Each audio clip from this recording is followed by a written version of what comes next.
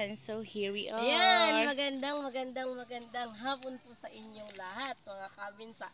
Andito po tayo ngayon sa Mount Daraitan, Tanay, Rizal, kung saan isa din po ako pong sister nyo. Nagmamay-ari ng asyenda ng kalupaan. Grabe siya sa asyenda. Ng kalamansi at ng mga papaya. At nandito po tayo ngayon. Nakita nyo naman kasi patay ko yung papaya, pero ang bunga May mga ganyan, may pinakamababang papaya. Ayan po natin, kasing taas yan. natin. Diyan po kami mga kumukuha ng napaka- papaya. Ayan po yung may asyenda At yung nito. hawak-hawak ko po Meet Ma'am Jan na lunga po pala. Yan. Yan. po ng mga katutubong bumagat sa sityo na yan.